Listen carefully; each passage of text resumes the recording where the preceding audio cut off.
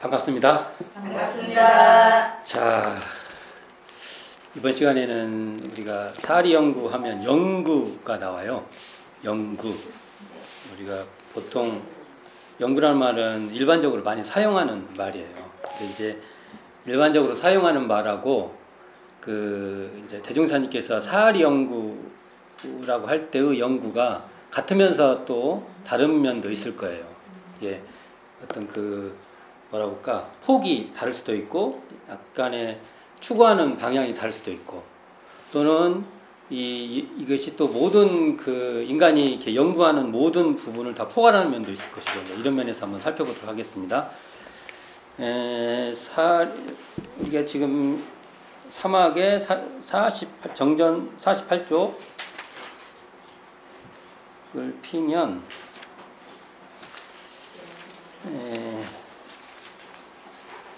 48쪽이네요. 8쪽에 보면 연구라 함은 사리를 연마하고 궁구함을 이름이니라, 이렇게 나오죠. 이게 정의가 딱 나와 있는 거죠. 그러면 이 내용을 보면 연구의 대상은 뭐예요? 사리. 사리는 보통 앞에 정의된 것 같이 인간의 12이해인 1과 천조의 대소유무인 이치, 리. 그래서 이게 사리가 연구의 대상이라고 규정되어 있어요. 여기에. 그래서 전 시간에 논의했던 사가 보고 이게 12의 사, 그 다음에 대소유무의 리, 이게 사리 연구에서 중요한 연구의 대상이 되는 겁니다. 이게. 자, 그래서 근데 이제 연구라는 말은 일반적으로 이제 우리가 쓸 때 연마할 때 연하고 이게 궁구하다 할 때 이 두 개를 따가지고 연구, 이렇게 말을 해요. 보통. 그러니까 보통 연마한다고 하면은, 연마가 뭐 해요? 뭘 연마한다고 하지 않습니까? 갈고 닦는 건 다 연마예요. 갈고 닦는 건. 그러니까 보통 연마한다 그러면 우리가 숫돌 같은 것을 아마 모든 언어에는 사실은 직물적인 게 있어요. 예, 실질적인 물건들. 그러니까 연마한다 하면 우리가 이제 아마 숫돌 같은 거, 뭔가 인류가 이렇게 뭘 이렇게 갈면 이렇게 갈면은 이렇게 바짝바짝 빛나요. 그러면은 우리의 육군, 우리의 심신을 이렇게 갈 수도 있어요. 생각이 그렇게 가죠. 이렇게 뭘 갈아보면 우리의 이 머리도 갈 수 있고 우리의 심신작용 전체를 다 갈 수도 있다는 거죠. 그리고 궁구 하면 이게 한자로 보면 이게 다할 궁하다 하면은 이게 다 한다 이 말이에요. 다 한다. 구도 이제 다 한다는 의미가 있어요. 이게 속속들이 이게 파고들어서 끝까지 그냥 가는 거예요. 우리가 끝장을 보는 사람들이 있고 그렇지 않습니까? 뭘 하면은 그게 이해가 될 때까지, 또 일이 풀릴 때까지 가지고 그렇게 있죠. 이게 이제 이 궁구하면은 이게 이렇게 우리가 이렇게 송곳 이렇게 파고드는 거, 이게 송곳 같은 의미가 있어요. 그러니까 우리가 연구라고 하면 한편으로 숫돌같이 이렇게 잘 갈고, 우리가 송곳으로 뭐 이렇게 쫙 누르면 이렇게 뭐가 깊게 필요한 데까지 쭉 들어가지 않습니까? 그러한 이미지가 있어요. 이 안에 이미지가. 그러니까 우리가 연구한다 하면은, 우리가 뭘 연구를 하면 이렇게 해야죠. 우리가 연구를 했는데 광채가 안 나. 그래. 그러면은 연구가 좀 부족하구나. 이렇게 되고, 연구를 딱 하면은 쫙 어디에 다 다다를 정도까지 이렇게 미치도록 우리가 하는 면이 있다. 이게 되는데, 사실은 이 연구라는 이 말은 현행 원불교 교전에 우리가 현재 원불교 교전이 여기 보면 정전이 나오죠. 이 정전에는 나오지만 이것의 저본, 기본 대종사님 당대 때 만들었던 저본인 불교 정전에는 영구라는 말이 안 나와요. 왜 그러는가, 왜 그랬을까 생각해 보면 너무 당연한 말이었어요. 그냥 당연한 얘기니까 다 안다고 생각하신 것 같아요. 그건 굳이 설명을 안 해도. 그러나 이제 그 정전을 편찬을 하면서 이게 다른 건 수양은 뭐다, 취사는 뭐다 다 나오잖아요. 사막 중에 정신 수양할 때 수양은 뭐다, 작업 취사할 때 취사는 뭐다 하고 나오기 때문에 내용의 구조상이라도 영구가 무엇이다 이렇게 결국은 정의를 내린 것 같아요. 여기서 이제 이 영구의 의미를 이해하는데 정산종사 법어 경의편 19장에 이 말씀이 나와. 이게 굉장히 중요한 말씀인데, 영구라는 의미를 할 때 이거 반드시 우회, 피해가면 안 돼요. 반드시 돌파를 해야 돼요. 그러니까 이게 이렇게 나오죠. 영구는 지혜를 연마하며 무엇을 연마해요? 지혜를 연마한다고 되어 있어요. 여기서는. 그리고 본원을 궁구함, 뭘 궁구해요? 본원을 궁구함이 그 대지. 이게 큰 뜻이다 이거요. 이게 대지라고 명시하고 있어요. 자, 원불교 그 교전에 나오는 정전에 이 영구라 함은 사리를 연마하고 궁구함을 이름이라라는 말이 규정되기 이 과정에 이 법문이 하여간 연관이 있을 거라고 저는 봅니다. 이 법문이.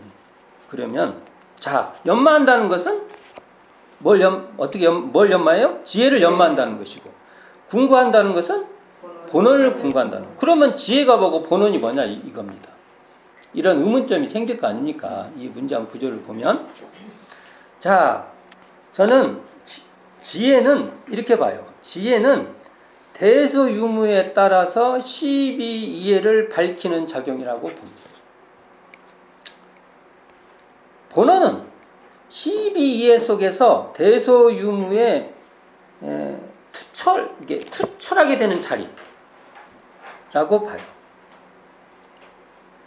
이게 사실은 여기서 정산용사의 말씀으로 보면 지혜와 본원은 서로 바탕되는 관계라고 봅니다. 그러니까 지혜는 본원에 기반하고 본원은 지혜로 발현돼야 된다. 이렇게 말할 수 있습니다.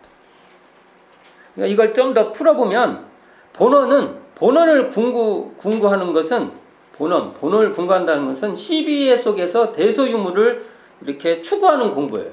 그러니까 송곳으로 쭉 들어가듯이 이 시비이해 속에서 대소유무를 추구하는 것이다. 이렇게 볼 수 있고요. 지혜를 연마한다는 것은 대소유무에 따라서 시비이해를 밝히는 공부다. 이렇게 볼 수 있을 것입니다. 결국은 이게 어떤 그 중심점을 달리 말한 것일 뿐이지 같은 말이 되겠죠. 서로.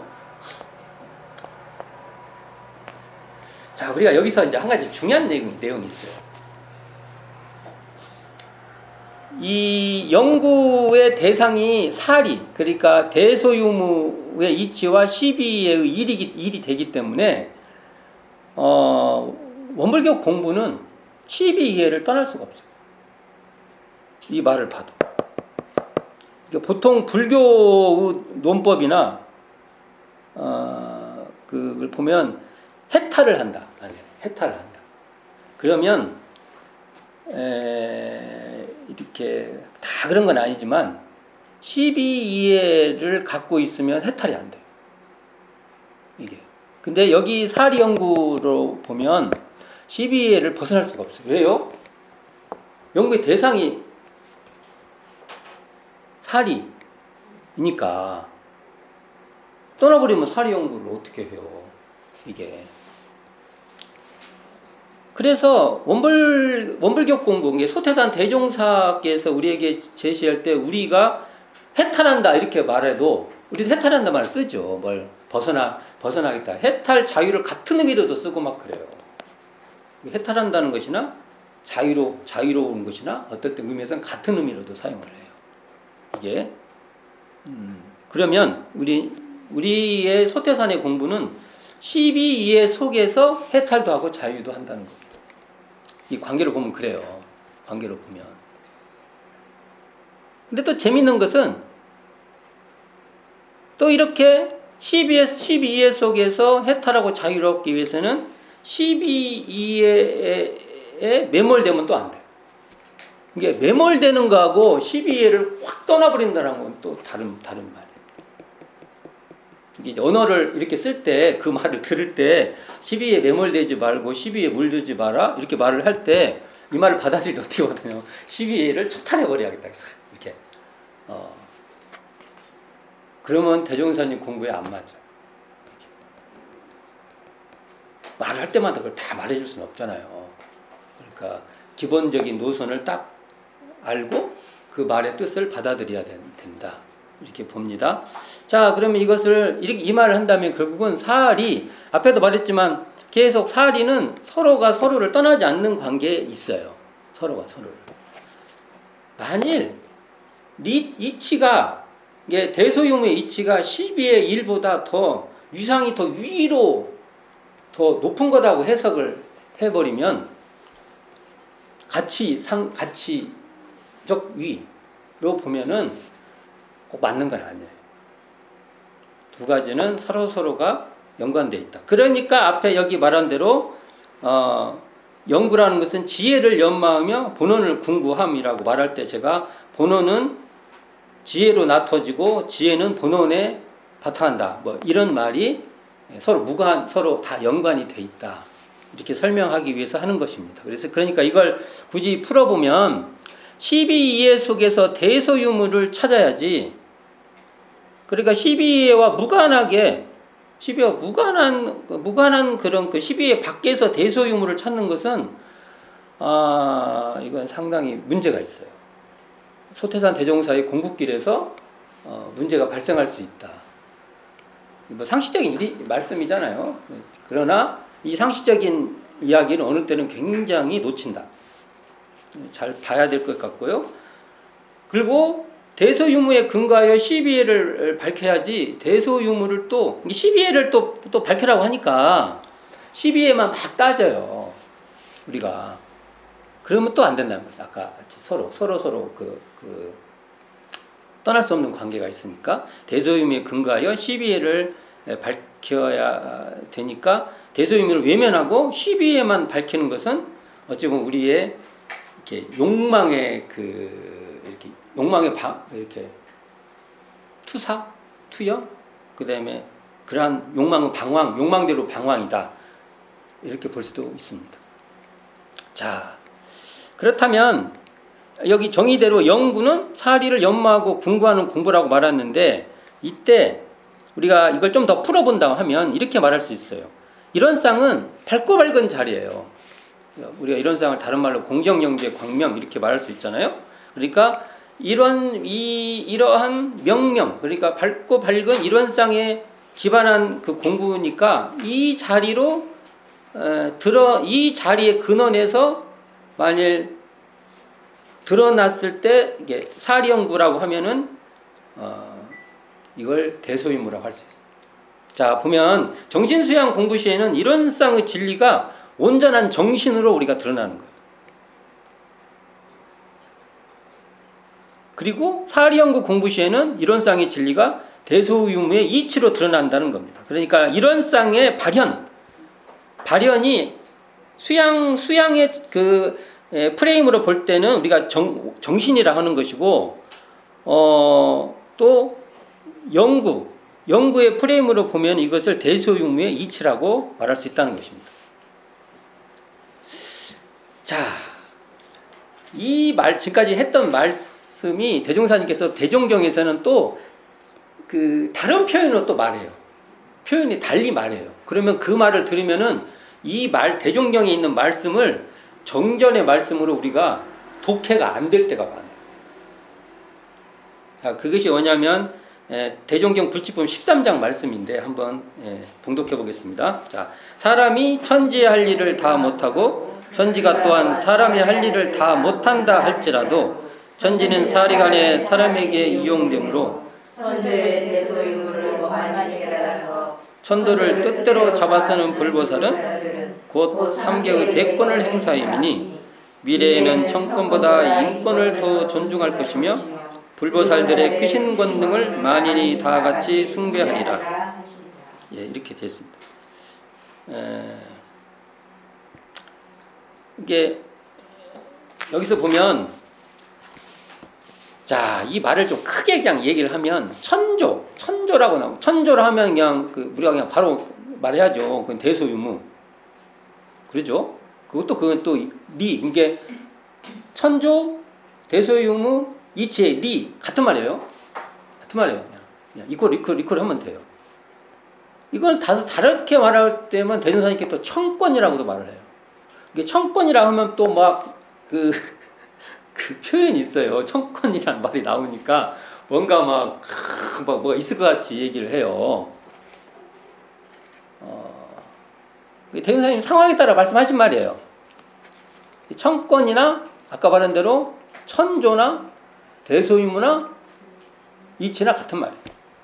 인간의 12이해는 대종사님께서 또 뭐라고 말씀하셨냐? 인권이라고 말한 거예요. 인권. 그렇죠. 12이해를 천지님이 하는 건 아니에요. 우리의 12이해를. 인권이에요. 이건 우리의 권리예요. 권리. 인간들이 하는 그겁니다. 그러니까 천조의 대소유무는 천도, 또 천도라고도 해요. 천도. 그리고 인간의 12이해는 인도. 그렇죠? 그러면 어떻게 돼요? 천조, 대소유무, 이치할 때 리, 천권, 천도 같은 개념이에요. 같은 라인으로 쭉 이해하면 되는 말이고, 인간의 12이해라고 할 때 이 12이해는 인권, 인도 이 같은 라인에 있는 말이에요. 약간 뉘앙스를 좀씩 잘 설명하지만 그래도 그건 거의 같은 그 흐름인 겁니다. 그러니까 우리가 인간은 뭘 해야 돼요? 12이해의 그 길을 우리가 운영하고 그 길을 가야 돼요. 12이해를 우리는. 그러니까 대전사 이 말대로 12이해를 우리가 벗어날 수 없어요. 사람이 너무 힘들면 가끔 저한테 저희 교도님도 힘드실 때면 교무님 살짝 와요 저한테. 그래가지고 다시 안 태어날 수 없냐. 그거 이제 그 말을 그대로 말한 게 아니라 힘드심을 말한 거예요. 그 말을 그렇게 알아들여야지. 다시 안 태어날 수는 없어요. 그러면 어떻게 해? 그러니까 그러세요. 제가 좀 그 방법을 좀 찾아볼까요? 그렇게 말하죠 제가. 그걸 나중에 제가 많이 물어봤는데 없다네요.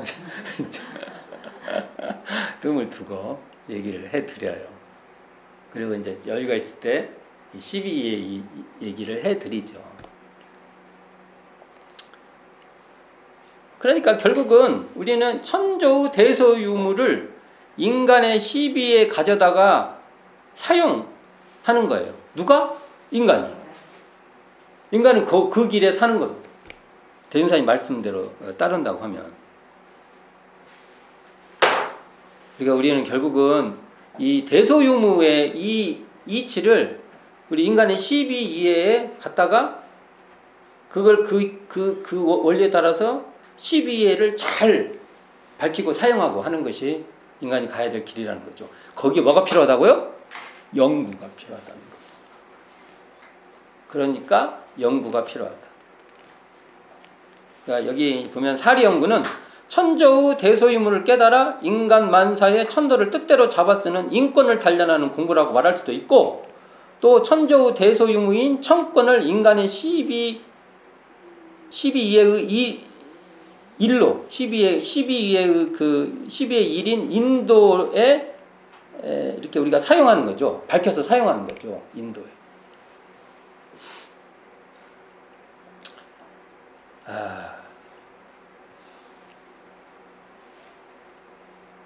이게 완전 정면승부를 저희한테 요구하는 말이에요. 이게 12회를 회피할 수도 없고 잠시 좀 12회에서 좀 쉴 수는 있어요. 우리가 조금.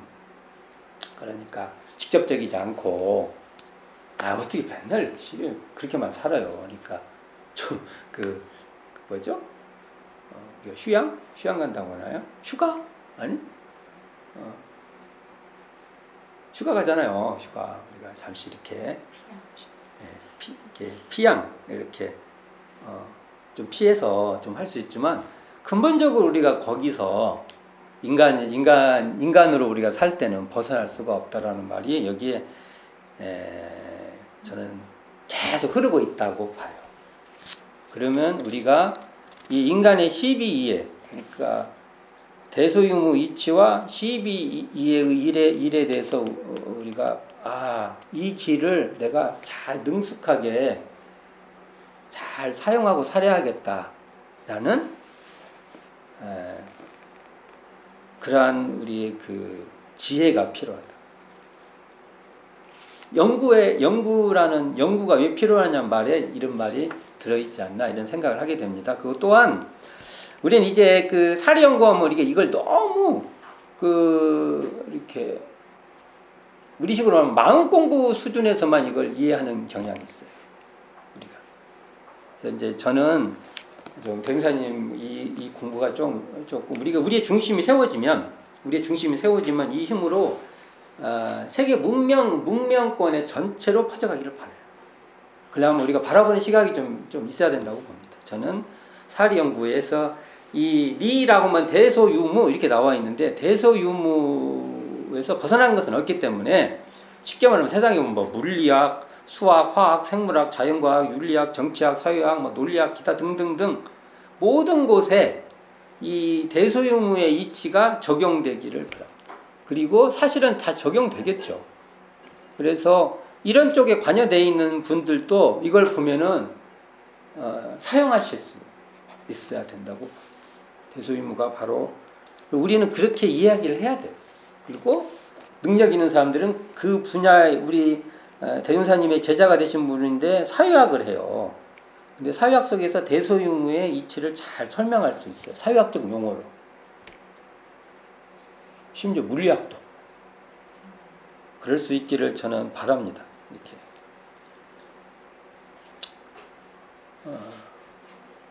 우리가 건강을 챙기면 건강에도 대소유무의 이치에 따라서 건강의 처방을 어떻게 해야 되겠다. 그러면 여기에 단순히 우리는 그냥 대소유무를 포괄적인 원리로만 설명을 하지만 여기 뭐 심리적 관점도 있을 것이고 뭐 생물학적 관점도 있을 거고 생리적 관점도 있을 것이고 그런 전문적 지식이 있는 분들은 그런 쪽으로 해서 우리 대종사님의 이 사리 연구할 때 이 연구의 연결 이제 폭이 제반 학문에 다 미치기를 바라는 마음이 있습니다. 이건 이제 저도 교무지 않습니까? 전무 출신으로서 이 한국 사회를 비롯해서 전 세계에 이렇게 퍼져나가기를 바라고 있고요.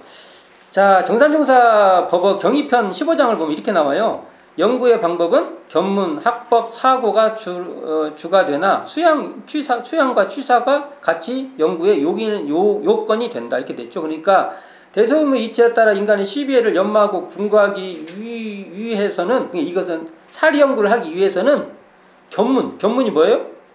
보고 듣는 거죠. 사리 연구인데 보고 듣는 것보다 더 중요한 게 어디 있어요. 그것도 배우고 이거 배우는 것보다 더 중요한 거 없어요.